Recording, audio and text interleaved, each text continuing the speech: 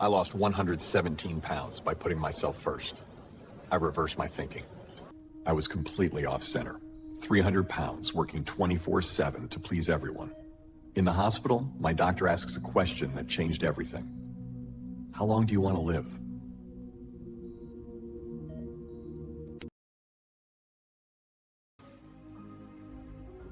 I didn't lose weight. I lost what was holding me back. It wasn't exercise, a diet, or even a plan. It was a decision to reverse my thinking.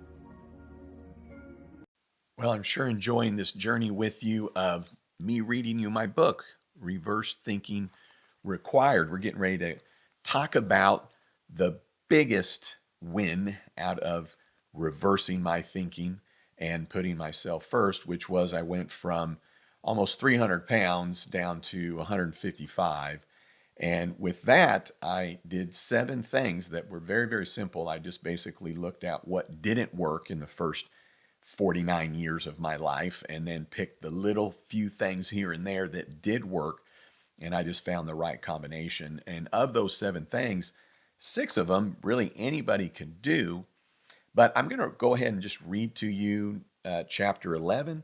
This isn't a diet book, so I'm not laying it out the same way that I would if we were sitting here talking about, quote unquote, our health and diet and whatnot. This is going to go with what we're talking about here. Now, if you've stumbled upon this video, check in the playlist or at the end. Check in the body of the video for a playlist or at the end, as I am put together this docu-series where I am presenting my book to you chapter by chapter, word by word. And so with that, we will jump in to chapter 11, Redefining Your Health. When I woke up one morning and realized I had reached 272 pounds, that's when I finally decided to weigh myself. I knew something had to change. My health was deteriorating. I had high blood pressure. My energy was non-existent, and I had suffered a stroke. My doctor's words were a stark wake-up call. How long do you want to live? That question haunted me. It wasn't just about the weight. It was about my future, my family, my ability to live the life I wanted. So I made a decision to change, not through drastic measures, but by committing to a sustainable, consistent approach that worked for me. The cornerstone of my weight loss journey was consistency. I didn't set a specific weight goal, and I didn't tell anyone about my plan. This wasn't a short-term diet, it was a long-term lifestyle change. For years, I had tried to hit target weights only to celebrate by reverting to old habits. This time I shifted my mindset. Instead of focusing on a number, I focused on creating a routine I could stick to for life. If I could do it for 30 days, I could do it for 60, and then 90, and eventually forever. Unlike so many weight loss journeys, mine didn't start with a diet. It began with sleep. I realized that lack of rest was fueling my overeating and reliance on caffeine. By prioritizing sleep, my energy stabilized and my cravings diminished. Next, I addressed how I ate. My portions were out of control. I didn't listen to my body, and I drank a lot of calories. I decided how much to eat before starting a meal, even at restaurants. I didn't feel obligated to finish my plate. Instead, I slowed down, paid attention, and stopped eating when I felt full. I also replaced all beverages with water. This simple change eliminated empty calories and kept me hydrated. The types of food I ate also changed. My diet shifted to single ingredient foods, fresh fruits, vegetables, and meat. I avoided processed foods and sauces. At first, I missed the extra flavorings, but within a month, I began to appreciate the natural taste of whole foods. This simplicity made meal planning easy and sustainable. Over time, I naturally craved a balanced mix of proteins, vegetables, and occasional grains without needing to measure or track calories. I established a rule of not eating after 8 p.m. or before 8 a.m. This wasn't about intermittent fasting, but about giving my body time to rest and digest. If I felt hungry after 8 p.m., I drank water or had a small snack like a few nuts or apple slice. This habit helped me sleep better and wake up refreshed, allowing my body to focus on renewing itself rather than digesting a heavy meal eaten late in the day. After losing significant weight, I worked with my doctor to identify nutrient deficiencies through blood tests. Supplements like vitamin D, B, and omega 3s were tailored to my needs.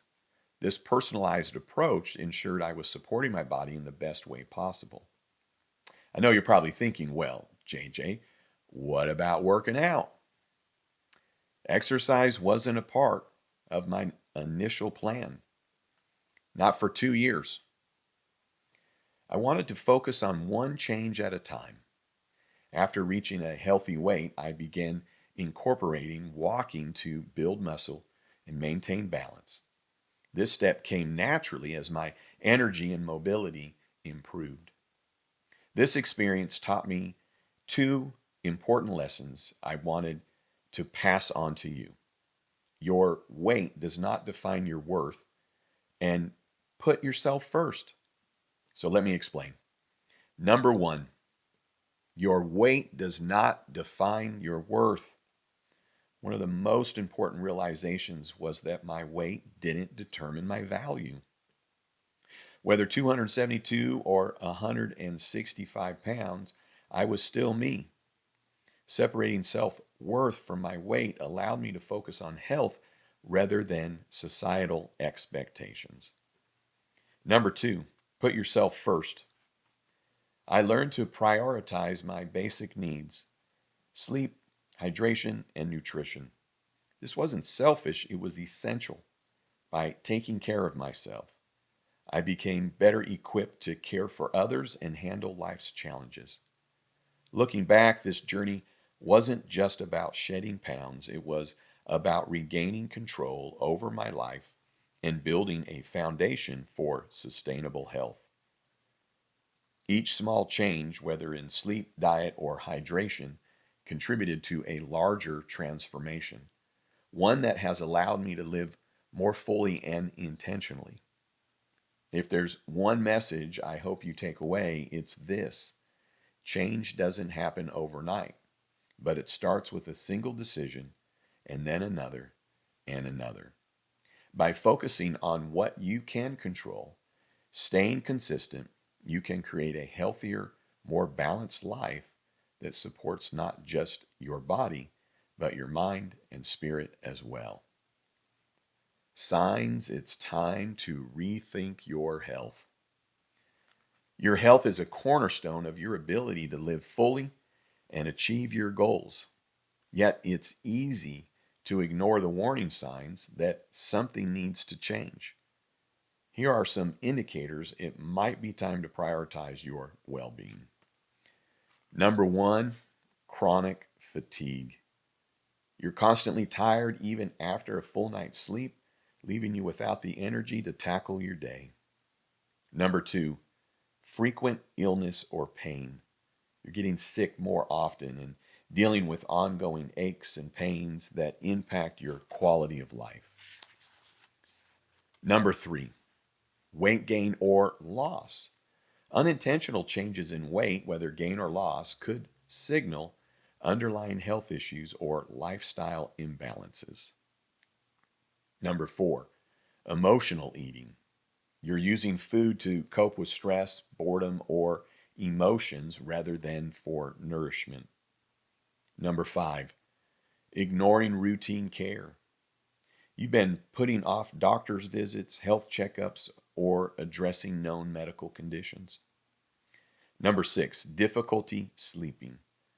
Trouble falling or staying asleep is a red flag that stress or poor habits may be affecting your overall health. So here's your action steps. Action steps to starting your health journey. If you recognize any of the signs that we discussed, it's time to take actionable steps toward better health. Here's how to get started. Number 1, assess your sleep. Prioritize rest by setting a consistent bedtime and creating a relaxing nighttime routine. Describe your current sleep routine below. What time do you go to bed? What time do you get up? Do you sleep soundly during the night? Also make note of what you'd like to improve and any ideas you have for moving forward with that. Number 2, drink more water. Replace sugary drinks, alcohol, and caffeine with water to stay hydrated and improve your overall energy. What steps can you take to drink more water? What beverages do you need to replace with water? Number 3, simplify your diet. Focus on a whole, single ingredient foods and reduce processed options gradually. What are some of your favorite single ingredient foods? What can you replace them? What can you replace with them? Remember, single ingredient food, you don't have to overthink it. It's meat. It's a vegetable, like you walk into the store and there's an apple. Number 4, move daily. Begin with simple activities like walking or stretching to incorporate movement into your routine. What other types of simple activities do you enjoy that you can incorporate into your daily routine? Number 5, set small achievable goals. Start with one change at a time, such as cutting back on late night snacks or adding a daily vegetable serving. What small goals will you start with? List any you think of. You can always adjust your list later. Number 6, seek professional guidance. Consult a doctor or nutritionist to tailor a plan to your specific needs and address any deficiencies. Who do you need to consult with to help you end this health journey? By starting small and staying consistent, you can build habits that lead to lasting positive changes in your health and overall well-being. The journey to better health isn't a straight path, nor is it the same for everyone. What matters most is finding what works for you and committing to it with consistency and intention. My story isn't about perfection or quick fixes. It's about making sustainable choices that align with your life, my body, and my goals. Whether it's prioritizing sleep, simplifying your diet, or redefining your relationship with food and self-worth, the key is to take small, meaningful steps forward. Change is possible, and it starts with the decision to put your health and yourself first. Take a look at the notes you made in the action steps and decide what your next small step will be. So, the 7 steps, really breaking it down, is just being quiet about what you're doing. Just keep it to yourself. You don't need opinions or adorations. Okay? You got to put yourself first. And what are we talking about putting yourself first with? Sleep, food, and water. You can put yourself first with that. Get enough sleep. Don't eat after 8 so you're not digesting overnight. And stop when you're full. Just pay attention when you're eating. You don't need to be entertained while eating. You don't need to be driving or watching TV. If you're visiting, put your fork down. Pay attention so that you stop when you're full. Number 6 is only drink water. I just removed all choices. Need a little caffeine? Well, you got caffeine things you can put in water, but I only drink water. Now, 4 years after, I drink some iced tea once or twice a week, unsweet iced tea. I have a cup of coffee 3 times a week maybe, and it's really only just because I'm reading the paper, and quite frankly, when I have a cup of coffee, that means I had about this much coffee. It's just kind of about the taste. And then number 7 is just the single ingredient food. You don't have to overthink it. You don't got to measure it. You don't got to worry. If you are eating something that's 99%, that's meat, 99%, that's vegetable, then a sauce or a sprinkle, none of that matters. I didn't count anything. I didn't measure one thing. I had 0 goals. It was just a lifestyle change. And with that, I appreciate you tuning in, and we are going to now be moving on to chapter 12. And even though based on the title, you may think, oh, I don't know if I really need to listen to that chapter. Well, you do, because basically it's talking about surviving your workday without losing your mind. All right, hey, thanks for tuning in. I'd love it if you'd subscribe, thumbs up, make a comment, and share this with a friend. And with that, on to the next one. Next season you survive starts here. I've designed a mastermind to keep you alive, sane, and in control while the rest of the industry burns out. I created this for you. Let's go.